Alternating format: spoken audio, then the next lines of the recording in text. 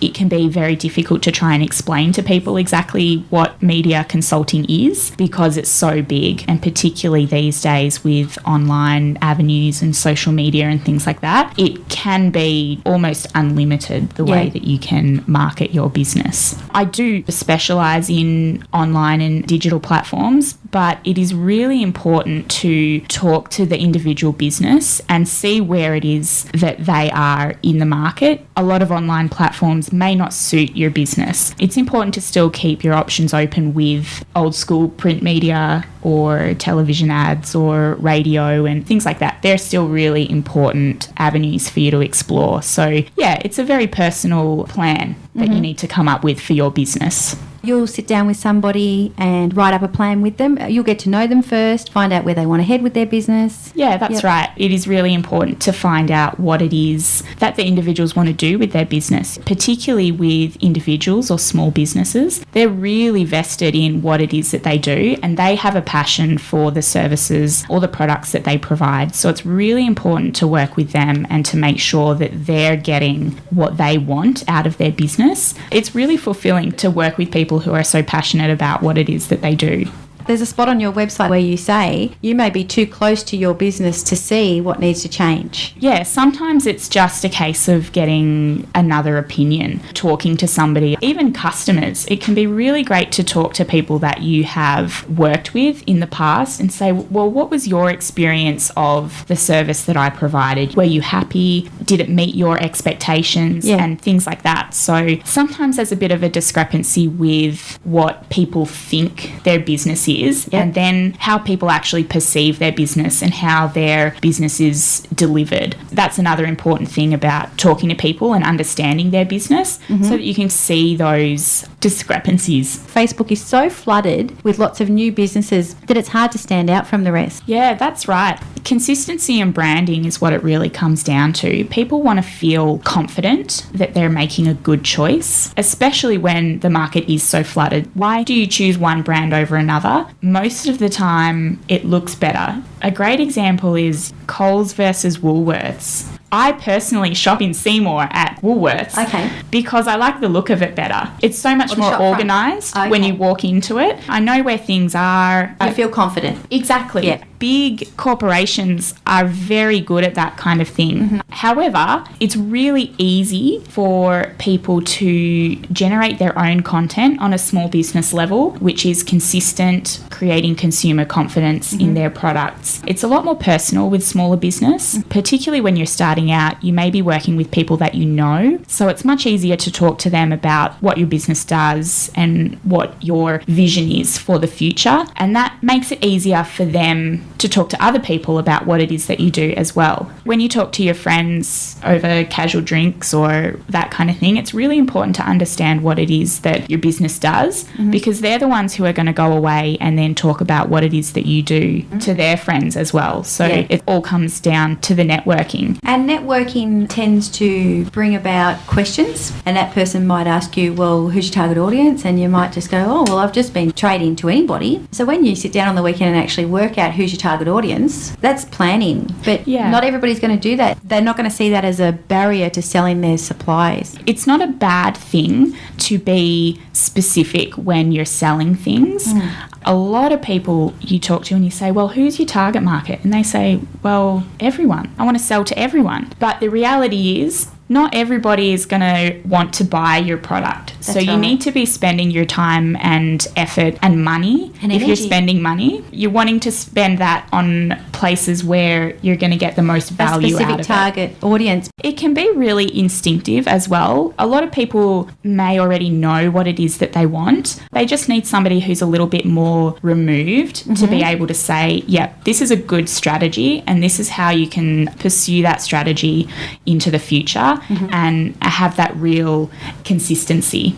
Now, we wanted to talk to you about events because you're also, to quote your website, strategic marketing, integrated social media, branding, promotional events, product launch, fundraiser, corporate announcements. The question we want to ask you today is, how do you prevent an event being a flop? Again, it's all about the planning. I knew you were going to say that. Having a really clear idea about what it is that you actually want to achieve from an event, the kinds of people that you want involved. So your target group? Yep. Also the kinds of people that are involved in organising it as well. Providers? Yep. So having a really clear idea about those kinds of things going into it is a great start. And then also being able to work on the fly. Events can be very stressful, and being able to deal with little things that pop up in the market type situations. You've got people who might run up to you and say, oh my gosh, it's raining and my tent has a hole in it. So, how are you going to deal with those kinds of things?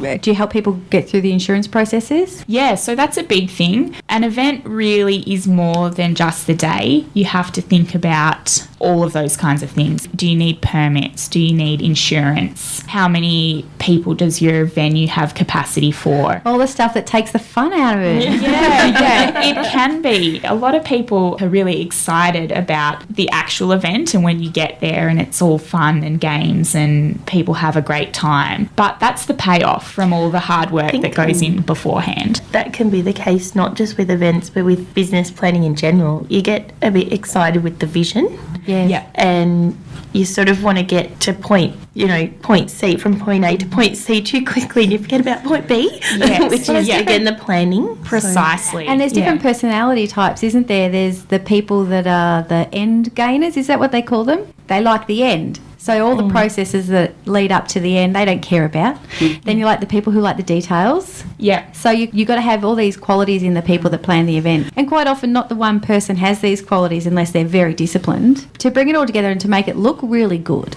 And that's where it comes down to marrying it with your business and your marketing plan. If you're creating a marketing event, it needs to be consistent with what your marketing plan is. It needs to look like you're dealing with the same business. And that comes down to your customer confidence as well, in that they recognise who you are and they're much more susceptible to the message that you're trying to get out to and they're them. going to visit you again. You want repeat customers. Exactly. It turns into repeat customers. With my business, I like to look at every customer as an event because I'm giving them something at the end, and it's like, we're wrapped up now. This event is over. Here's your product. Yeah, for me, in my consultancy business, I'm able to help them to identify how to bring out the best and get themselves, I guess, a cut above the rest of their market, because they need to spend their time doing the thing that they're great at. If they're trying to juggle this kind of social media and things like that, it can be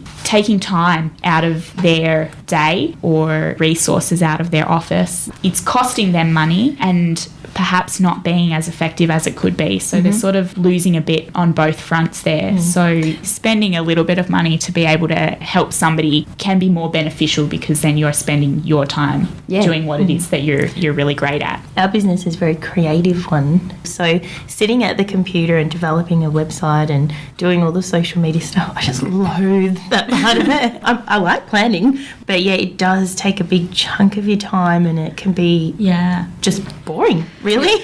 Yeah, exactly. and unenjoyable. Yep. Content development is a really hard slog, and even for myself, it has been a long road to get all of my content developed as well. We can't exist without it. We can't do the creative part if we don't have the business stuff going on behind the scenes. So it's still hard to allocate that time and prioritise it, when really we'd rather be doing the painting than sitting on the computer making a website. But you just have to allocate that time. Or delegate it. Delegate it to someone like Linden. Excellent. That's what I was getting at. With your content, Linden, did you reread it and reread it? Yes, there were a lot of rewrites. There was a lot of research into other companies and other people who are doing similar things, trying to identify your point of difference. You need to be very deliberate about the kinds of words that you use. Comes across really well. Oh, Thank you. That's so nice to hear. It really does. Hats off to you. It is still a work in progress. Things like blogs. The blog is a work in progress, but it aims to talk to people about a lot of things that we've thrown around today, events, and making sure that you enter into those kinds of things with the whole picture and how do you find out what the whole picture is. A teaser. Yeah. The idea is that it can be a good reference point for people. A lot of marketing things and event things that you can do on your own, but it's about being able to find out where to start is sometimes the hardest part. So helping people to get past those barriers.